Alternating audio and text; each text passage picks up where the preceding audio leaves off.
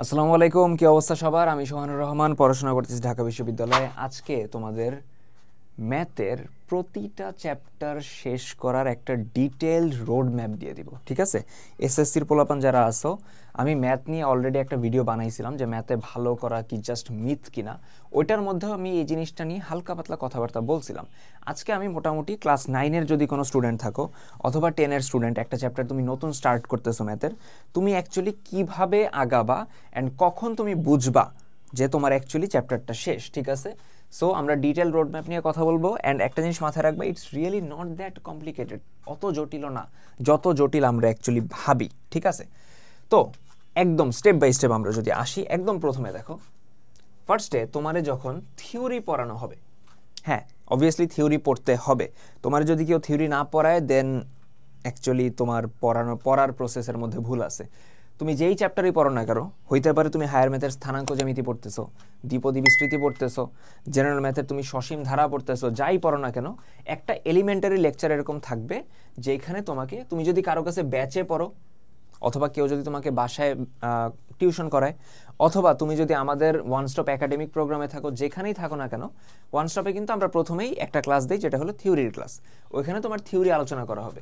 And theory যখন আলোচনা করা হবে, তুমি যদি ব্যাচে পড়ো তাহলে অবভিয়াসলি স্যার তো বোর্ডে লিখে লিখে পড়াবে, যা যা লিখতেছে তুমি নিজে কিন্তু সব কিছু লিখবা, ঠিক আছে? সব কিছুর একটা প্রপার নোট রাখবা। তো থিওরি তোমার পড়া শেষ, অ্যান্ড থিওরি তোমার পড়ায় দেওয়ার পর তুমি নিজে বাসায় ওই জিনিসটা নিজে নিজে পড়বা, প্লাস সূত্রগুলো মুখস্থ করবা। অ্যান্ড থিওরির যে ডেরিভেশনগুলো আছে, একটা সূত্রের যে টিচাররা ডেরিভেশনগুলো দেখায়, আমরা আমাদের ওয়ান স্টপ একাডেমিক প্রোগ্রামে যে ডেরিভেশনগুলো দেখাইছি, যে সূত্র কই থেকে আসছে, কিভাবে আসছে, ওগুলা মুখস্থ রাখা লাগবে না, বাট অ্যাটলিস্ট একবার নিজের হাতে করবা। গেল আমার প্রথম স্টেপ। গেল সেকেন্ড স্টেপ, মেইন বই উদাহরণ সহ। এইটা ভুলে যাও তোমরা, উদাহরণের ম্যাথ করো না। উদাহরণ সহ আমি মেইন বইয়ের প্রত্যেকটা ম্যাথ A to Z করব, ঠিক আছে? প্রত্যেকটা ম্যাথ। তোমার টিচার তো যখন তোমারে ওই থিওরি ক্লাসটা নেওয়ার পর সেকেন্ড ক্লাসটা করাবে, সেকেন্ড ক্লাসে বা থার্ড ক্লাসে ফোর্থ ক্লাসে তোমারে পুরা বইয়ের হইলো কিছু ম্যাথ করায় দিবে, সব যদি নাও করায় কিছু ম্যাথ তো করায় দিবে, ইম্পর্টেন্টগুলো। তো ওগুলো আমরা অবভিয়াসলি করব। অ্যান্ড যেই কয়টা স্যার করাবে না আমরা ওগুলোও করব, অর্থাৎ মেইন বইয়ের বাদ যাবে না একটা ম্যাথও। বোঝা গেছে? এটা যেন মাথায় থাকে। আমরা করলাম। এখন এইটা করার সময় আমরা অ্যাকচুয়ালি দাগাবো যে কোন ম্যাথগুলা আমার কাছে একটু কঠিন লাগতেছে, কোন ম্যাথগুলো আমি ফার্স্ট অ্যাটেম্পটে পারি নাই।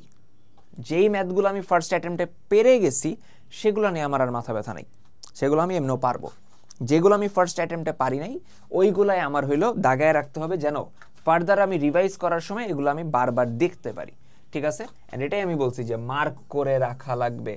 বইয়ের আরেকটা জিনিস, তুমি যখন থিওরি তোমাকে পড়ানো হবে, তুমি খাতা তো দেখবাই, প্লাস বইয়ের অনুশীলনীর আগে কিছু কথাবার্তা লেখা থাকে না থিওরি রিলেটেড, ওই থিওরি রিলেটেড কথাবার্তাগুলো আমরা অবভিয়াসলি পড়বো, ভালো মতো দাগায় দাগায় পড়বো, কারণ ওটা এমসিকিউতে হেল্প করবে, ঠিক আছে?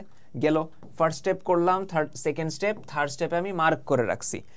এখন ফোর্থ স্টেপে আসো। ফোর্থ স্টেপে আমরা পড়বো হলো এমসিকিউ। অ্যান্ড এমসিকিউ পড়ার ক্ষেত্রে তুমি যদি চাও যে এমসিকিউ সলভিং ক্লাস দেখতে পারো, বাট এটা আমি এনকারেজ করি না, এই জন্য কারণ একটা স্টুডেন্টের এমসিকিউ সলভ করতে হবে নিজে নিজে। তোমরা যদি এমসিকিউ সলভ করায় দেয়, জিনিসটা অ্যাকচুয়ালি ভালো না, জিনিসটা তোমার গ্রোথের জন্য ভালো না। এমসিকিউ তোমার নিজের সলভ করতে হবে। বাট এমসিকিউ সলভিং ক্লাস থেকে যেটা শেখা যায় ওটা হলো অ্যাপ্রোচ, যে একটা এমসিকিউ এফিশিয়েন্টলি কম টাইমের মধ্যে আমি কিভাবে করতে পারি। তো ওই অ্যাপ্রোচটা শিখে অবভিয়াসলি তোমার নিজে প্র্যাকটিস করা লাগবে। অ্যান্ড এমসিকিউ আমি প্র্যাকটিস করবো কি, বোর্ড কোয়েশ্চেন। তুমি যদি এসএসসি 27 হও তাহলে 22 থেকে 26-এর কোয়েশ্চেন দেখলেই তোমার হবে। 26-এর পরীক্ষা এখনো হয় নাই, হবে সামনে, ঠিক আছে? মোটামুটি এই কয় বছরের প্রশ্ন দেখলে huge amount of MCQ question আছে, ঠিক আছে? যেটা তুমি তোমার টেস্ট পেপার থেকে দেখতে পারো, অথবা গাইড থেকে দেখতে পারো, অথবা আমাদের এসএসসির এমসিকিউ প্রিপারেশন বুক আছে ওইখান থেকেও দেখতে পারো, তোমার যেখান থেকে মন চায় আর কি, ঠিক আছে? 5 নাম্বার সিকিউ প্র্যাকটিস। এমসিকিউ এবং বইয়ের ম্যাথগুলা করার পর আমার অবশ্যই সিকিউ প্র্যাকটিস করা লাগবে, অর্থাৎ তোমার টেস্ট পেপার অথবা গাইড অথবা আমাদের অল ইন ওয়ান মাস্টার বুক যে কোনো একটা থেকে তুমি বিগত 3 বছরের 3 থেকে 4, 23, 24, 25, 26, 26-এর পরীক্ষা তো হয় নাই, তার মানে তুমি 23 থেকে 25 23 থেকে 25-এর যে কোয়েশ্চেনগুলো আছে ওগুলা সুন্দর মতো সলভ করে ফেলবা। কিছু প্রশ্ন মনে হবে যে রিপিট প্রশ্ন হয়েছে, যে একটা প্রশ্ন আমি একবার সলভ করছি একটা টাইপের, ধরো অসীম ধারার একটা ম্যাথ তুমি করছো যে অসীমতক সমষ্টি থাকার শর্ত, এটা তুমি 2-3টা করে ফেলছো, দেন আবার আসছে, দরকার নেই তো। সেম টাইপের কোয়েশ্চেন বারবার আসলে তুমি চাইলে স্কিপ করতে পারো, চাইলে তুমি যদি চাও যে আমি স্কিপ করব করতে পারো।